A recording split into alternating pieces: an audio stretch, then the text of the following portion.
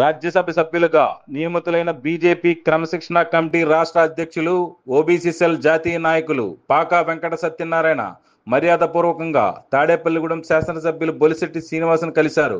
ఈ సందర్భంగా ఎమ్మెల్యే బొలిశెట్టి మాట్లాడుతూ బీజేపీలో నిజమైన కార్యకర్తకు న్యాయం జరుగుతుందనేది పాకా సత్యనారాయణ అన్నకు వచ్చిన పదవిని బట్టి తెలుస్తుందని అన్నారు. ఆయనకు అన్ని విధాలా సహాయ సహకారం అందిస్తామని ఎమ్మెల్యే హామీ ఇచ్చారు.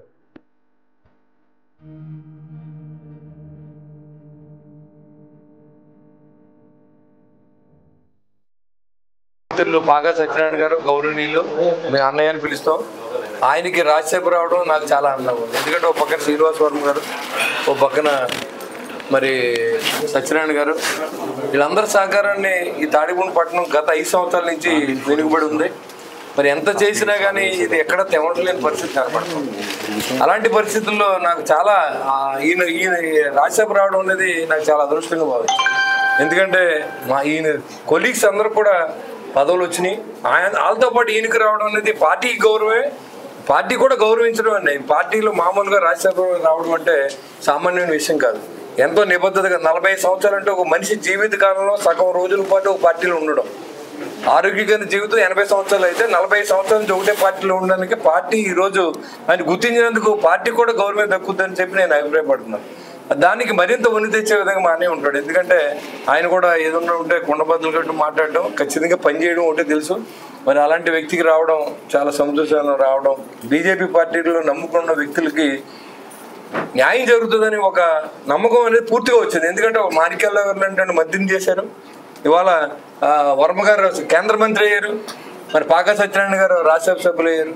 అదేవిధంగా పార్టీ నమ్ముకుని ఉన్న వాళ్ళకి ఖచ్చితంగా ఎక్కడైనా న్యాయం జరుగుతుందనే విధంగా బీజేపీ పార్టీ ప్రవర్తించిన తీరుకి నిజంగా అన్ని పార్టీలు కూడా ఇవాళ ఇలా ఉండాలి పార్టీ అంటే అనే విధంగా ఇవాళ జరిగిందని చెప్పి నేను అభిప్రాయపడుతున్నాను. ఆయనకి నిజంగా పదవి చాలా లేటుగా వచ్చింది, అయినప్పుడు కూడా ఎప్పటికప్పుడు గౌరవం అనేది రాజ్యసభ అంటే పెద్దల సభకి వెళ్ళే అవకాశం కల్పించారు. ఆ కుటుంబ చరిత్రలో మరి రాజ్యసభ సభ్యుడికి వాళ్ళ అబ్బాయి ఉన్నాడు. రేపు పొద్దున రాజకీయాల్లో రావాల్సిన అవసరం లేదు.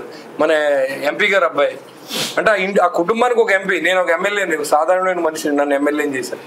అది ప్రజలు తలుచుకుంటే ఏదైనా, కానీ ఇది పెద్దలు పంపించింది. ముఖ్యమంత్రి గారు, ప్రధానమంత్రి గారు, ఇక్కడ ఉన్నటువంటి ఎమ్మెల్యేలు, ఆల్ పార్టీస్, కూటమి సభ్యులు అందరూ కూడా మరి పాకా సత్యనారాయణ గారిని వ్యక్తిత్వం అదే ఆయనకి ఇచ్చిన మ్యాండేట్ని కూడా అందరూ మద్దతు ఇచ్చి మరి ఖచ్చితంగా ఆయన అయినందుకు సంతోషిస్తూ మీ యొక్క సహకారాన్ని కూడా నేను అందిస్తూ ఉన్నాను. ఇప్పుడు మీరు ఖచ్చితంగా మీరు రాజ్యసభ నుంచి కూడా మంత్రి అయితే మేము ఇంకా సంతోషిస్తాం. ఎందుకంటే అది అత్యాస అనుకోవాల్సిన అవసరం లేదు.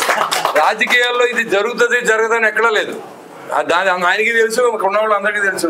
నేను ఎమ్మెల్యే అవుతామేంటి, నా పరిస్థితి ఏంటి, నేను మధ్యతరగతి కుటుంబంలో పట్టిన వ్యక్తిని. అలాగే ఇప్పుడు ఆయన రాజ్యసభకి వెళ్ళారు, ఆయన అంత కోటీశ్వర్లా అంటే కాదు, కానీ పార్టీ నిబద్ధతని ఈ స్టేజ్ తీసుకొచ్చింది. అలాగే నన్ను కూడా జనసేన పార్టీ ఈ స్టేజ్లో నిలబెట్టింది. కాబట్టి పార్టీలకు ఎప్పుడు మనం రుణపడి ఉంటాం. మన గొప్పతనం కాదు, ప్రజలు పార్టీలు నమ్ముతారు, తర్వాత మనల్ని నమ్ముతారు వ్యక్తిగా. అంటే ఫస్ట్ పార్టీ.